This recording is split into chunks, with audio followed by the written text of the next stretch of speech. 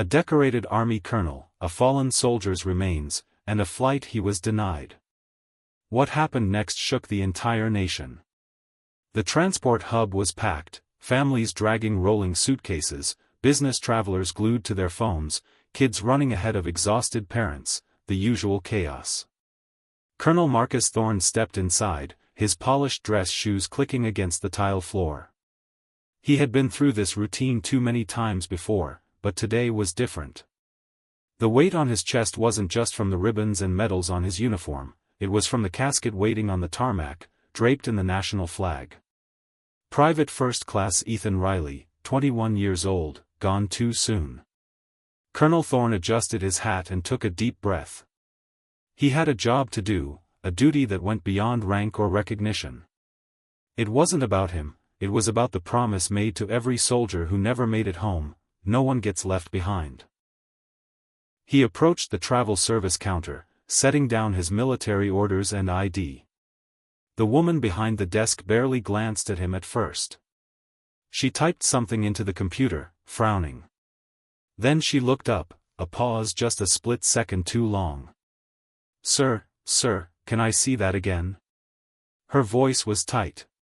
Thorne handed over the papers once more, watching her closely, the flicker of hesitation, the sideways glance at her coworker, the slight shift in her posture as if she had just stepped into something she wasn't prepared for.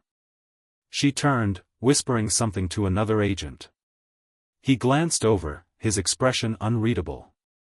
The moment stretched thick with something Thorne had seen before but never got used to. When she returned, her smile was stiff, forced. "I'm sorry, sir, but there seems to be an issue with your ticket. We can't allow you to board at this time." Thorne exhaled slowly. He had dealt with all kinds of situations: combat zones, foreign diplomacy, political entanglements. But this was different. "I'm escorting the remains of a fallen soldier," he said evenly, tapping the paperwork. "Everything is in order." The agent didn't meet his eyes. "I understand, sir, but there's a security protocol in place, and we can't override it." Thorne kept his voice steady. "Security protocol?" "Yes, sir," she said, forcing another weak smile. "It's just policy." He didn't move, didn't flinch. "Policy? What policy?" Behind him, the line was growing, people shifting, murmuring. He felt their eyes on him, but instead of stepping aside, he squared his shoulders and stood firm. He wasn't leaving without an answer, but the travel service staff wasn't backing down either. The air around the counter felt heavier now. Conversations in the line behind him had started to quiet down as people took notice. A man in a crisp military uniform being denied his flight wasn't something you saw every day. Colonel Marcus Thorne remained calm, his voice steady. "Ma'am, I need to understand exactly what the issue is. This is a military assignment, not a personal trip." The people in line were watching now. A woman in a red blazer whispered something to her husband. A young man holding his boarding pass frowned, glancing at the travel service employees like he was trying to make sense of what was happening. Then a voice cut through the tension. "Sir, do you have an issue with his military clearance?" Thorne turned his head slightly. A man a few spots behind him in line had spoken up. He was older, maybe mid-60s, with a weathered face and a service branch hat pulled low over his brow.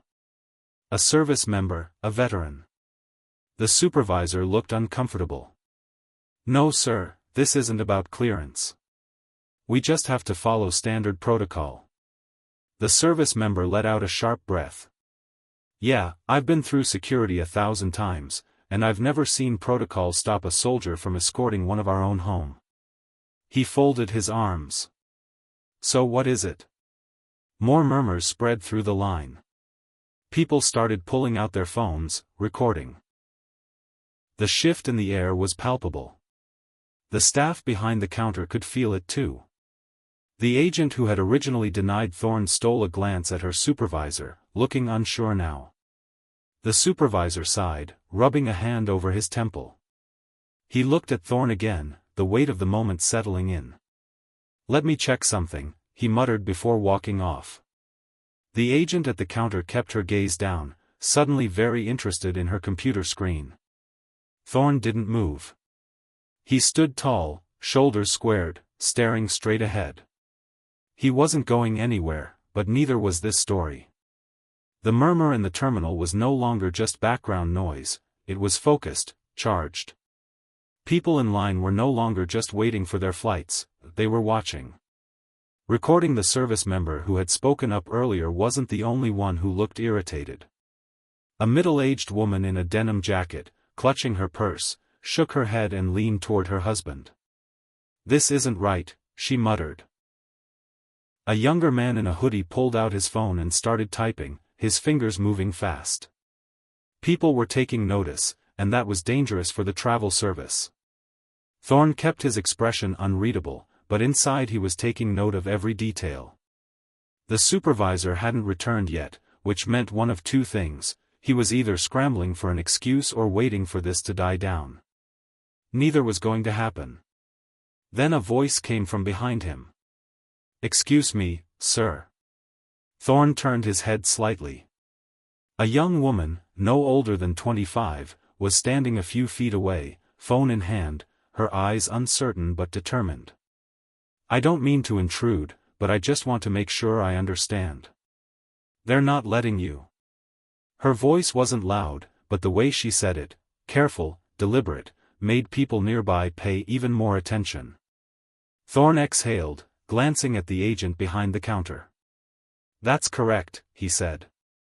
The young woman blinked as if she expected to hear a different answer. She hesitated for just a second, then nodded once and "That's correct," he said. The young woman blinked as if she expected to hear a different answer. She hesitated for just a second, then nodded once and turned her phone screen toward him. "I'm live right now," she said. "People need to see this." And just like that, the floodgates opened. Another man held up his phone. "This is wrong," he said, shaking his head. "This man is literally escorting a fallen soldier." A woman further back raised her voice. "Hey, excuse me." She waved her hand toward the counter. "Can someone explain why he's being denied?" A few people shifted uncomfortably, clearly unsure whether they should get involved, but the energy in the room had changed. What started as quiet murmurs had grown into something bigger, something the travel service staff could no longer ignore. The agent behind the counter looked like she wanted to shrink into the floor. Her hands were frozen over the keyboard, eyes flickering to the camera lenses pointed in her direction. Then the service member from earlier took a step forward. He was done playing nice. "I've seen a lot of things in my time," he said, voice steady but firm, "but I never thought I'd see the day when an American soldier, especially one escorting the remains of a brother in arms, was treated like this." The terminal had gone eerily quiet, even the usual transport hub announcements over the speakers seemed distant, muted. The only sound was the recording beeps from phones capturing every second of what was unfolding. The service member squared his shoulders. "This is a disgrace." The agent swallowed hard, her fingers trembled as she clicked at her keyboard again. The supervisor was still nowhere to be seen. Passengers whispered. A baby fussed in its stroller, but the mother, instead of soothing the child, was staring at her phone, reading something with a look of disgust on her face. Then somewhere in the back of the line, a man. "It's already trending." Thorne didn't move. He didn't need to. The world was watching. Now, the tension in the terminal was thick. The supervisor was still gone, the travel service staff stuck in awkward silence. Phones were out, recording, tweeting, streaming. And then, like a spark hitting dry grass, it spread. The young man in the hoodie, still glued to his phone, let out a low whistle. "Damn, this is everywhere now." Thorne didn't react, he knew better than to celebrate too soon.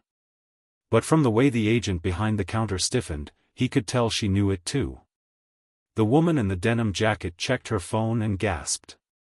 "Oh my God," she whispered to her husband, "it's already on social media platform." The older service member grunted, pulling out his own phone. They don't even know what kind of storm they just started. Then, as if on cue, the transport hub's loudspeaker crackled to life. "Attention passengers, due to unforeseen circumstances, Flight 789 to Capital City will be delayed. We apologize for any inconvenience." A few groans rippled through the crowd, but most people weren't even paying attention. Their focus was here, on the uniformed soldier being refused a flight while carrying out his duty. A minute later, a young woman near the windows gasped. "He's on another social media platform." She turned her screen toward the crowd, and people leaned in. A tweet written in bold capital letters read, "They just denied a black U.S. Army colonel his flight while escorting a fallen soldier's remains. This is how we treat our heroes. #LetHimFly." Underneath it, the numbers were climbing: retweets, comments, likes. It was catching fire. Then another tweet popped up, this one from a veteran advocacy group: "We are aware of the disgraceful incident happening at Transport Hub name. Our soldiers deserve better. Expect action." The crowd murmured, the realization sinking in. The travel service had officially lost control of the narrative. The agent behind the counter, still frozen in place, let out a shaky breath. She turned and hurried toward the back, disappearing behind a frosted glass door. She wasn't coming back with an answer, she was coming back with damage control. Thorne adjusted his hat. He had been in situations like this before, not at a transport hub, not like this, but in places where powerful people suddenly realized they had made the wrong enemy. He wasn't smiling, he wasn't gloating. Because at the end of the day, this wasn't about him. It was about Private First Class Ethan Riley, the young man waiting to go home. And right now, that mission was still incomplete. The crowd wasn't just watching anymore, they were waiting. The terminal felt different now, charged, expectant. Then the supervisor finally returned, but he wasn't alone. A second man walked beside him, this one in a sleek navy suit, his travel service ID clipped neatly to his pocket. His walk was brisk, controlled, like someone used to putting out fires. He stopped just short of the counter, scanning the scene. His eyes darted between Thorne, the service member, and the rows of phones still recording. He cleared his throat. "Colonel, I apologize for the miscommunication. There seems to have been an error with our system, but we're working to get you on your flight as soon as possible." Miscommunication. Thorne had been in the military long enough to know what that word really meant. It meant we got caught. It meant fix this before it costs us too much. He didn't respond right away, instead, he let the moment hang, watching the travel service representative shift slightly under the weight of the silence. "I see," Thorne finally said, his voice measured. "An error, you said?" "Yes, sir. A regrettable mistake. We assure you it was not intentional." A few people in the crowd scoffed. The service member shook his head. The travel service rep adjusted his tie, clearly uncomfortable. "We'd like to personally escort you to the gate now, Colonel. First-class accommodations, of course." First class, as if that was the point. Thorne looked past the man toward the counter, where the agent still stood, looking anywhere but at him. The same agent who had smiled at him stiffly when she denied his flight. The same one who had never bothered to check before saying no. Thorne exhaled slowly. "I appreciate the urgency," he said, "but I need to clarify something." The rep nodded quickly. "Of course." Thorne's voice remained even. "If no one recorded this, if no one spoke up, would I still be standing here?" A beat of silence. The rep swallowed. "Sir, you don't need to answer." Thorne interrupted, he already knew everyone in the terminal knew. Another moment of silence, then a woman in the crowd murmured, "He's right. The rep tried to smooth over the tension again. "Sir, we sincerely apologize. We both know this isn't about an apology," Thorne said, "it's about accountability." The crowd murmured in agreement. People weren't just angry anymore. They were disappointed. The rep knew he was losing control. He straightened his posture, adopting a more authoritative stance. "Colonel, let us get you on your flight now," but before Thorne could respond, a new voice cut in. "Sir," a younger man in a transport hub security uniform had appeared at the side of the counter. He held out a phone toward the travel service rep, his expression tight. "I think you should see this." The rep frowned, taking the phone. He scrolled, his face paled. The service member crossed his arms. "What? Something wrong?" The rep didn't answer, but Thorne already knew the backlash had officially exploded beyond the transport hub. A major news outlet had picked up the story. The headline was blunt: U.S. Army colonel denied flight while escorting fallen soldier, travel service scrambles for answers. Below it, a video clip played, footage from the terminal. The rep handed the phone back, inhaled sharply, and turned to Thorne. "We deeply regret this situation," his voice was thinner now, forced. "We'd like to issue a public statement clarifying." Thorne cut him off. "The public already knows the truth." Silence. The rep pressed his lips together. Thorne looked at the crowd. The phone was still recording as he turned back to the rep. "I don't need first class. I don't need special treatment. I need respect, and so does the soldier I'm escorting." Another murmur ran through the crowd. The rep gave a stiff nod, as if that was all he could do. "Now understood, sir." The service member let out a small approving grunt. Thorne adjusted his hat. "Now let's finish this mission," but the consequences for the travel service were just beginning. The travel service had lost control of the situation. The story was out, spreading faster than they could contain it. The terminal felt more like a press conference now, with phones still recording and passengers still watching. Then something unexpected happened. A man in a dark blue suit, with the unmistakable posture of someone with real authority, walked into the scene. He wasn't from the travel service, he wasn't transport hub security. He was military. The room shifted, and people moved aside instinctively as the man approached. His ID badge flashed briefly as he stepped up to Thorne and extended his hand. "Colonel," he said firmly. "I'm Major Landon Vance, Department of the Army. We've been informed of the situation." Thorne shook his hand, his grip strong. He didn't need to ask how the major got here so quickly. The military doesn't play when it comes to its own. Vance turned to the travel service rep, his voice crisp. "We are handling this now, Colonel Thorne, and the remains of Private First Class Ethan Riley will not be flying commercial." The rep blinked. Sir, we were just about to." "You were just about to cover your tracks," Vance interrupted. His tone was polite, but it carried weight. He glanced at Thorne. "Sir, the Defense Department has arranged for a private military flight. Your transport is waiting." A murmur rippled through the crowd, people exchanged glances. The U.S. military had stepped in. Thorne exhaled, not out of relief, he did need saving, but because this mission was finally back on course. He gave a small nod. "Understood, Major." Vance's gaze flicked toward the travel service rep one last time. "This will be addressed." It wasn't a threat, it was a promise. Thorne turned back to the service member, who had been watching the entire exchange with satisfaction. "Appreciate you, brother," Thorne said. The service member tipped his head. "We look out for our own." Thorne gave the room one last glance. The people who had spoken up, who had refused to let this slide, who had made sure this story was heard. He adjusted his uniform, squared his shoulders, and walked out, not toward the gate, but toward something bigger.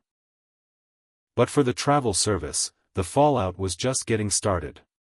The travel service thought the situation would fade, a few apologies, a press release, maybe a statement from their chief executive, damage control. But the public wasn't letting this go. News networks picked it up, veterans organizations released statements condemning the travel service's actions, and politicians weighed in, demanding accountability. Then came the financial hit. By the end of the week, the travel service's stock had dropped, a trending hashtag. Calling for a boycott gained traction. Customers flooded their social media with demands for answers, and then the final blow, a lawsuit. A coalition of military advocacy groups filed a formal complaint against the travel service for discrimination and failure to uphold service member protections. Under pressure, the travel service chief executive made a public appearance. He called it a regrettable misunderstanding and announced that the employees involved had been placed on administrative leave. Meanwhile, Colonel Thorne continued his mission. He escorted Private First Class Ethan Riley home, standing by as the young soldier's family received him for the last time. He didn't need the headlines, he didn't need the attention. He needed respect, and that was the real fight. Respect shouldn't be conditional. It shouldn't require a viral video or public outrage, it should be the standard. The people at that transport hub, the service member, the passengers who spoke up, the ones who refused to stay silent, they proved something important. When people stand together, injustice has nowhere to hide. If you believe in accountability, if you believe in honoring those who serve, let your voice be heard. Because silence lets things like this happen again, and next time it might not go viral.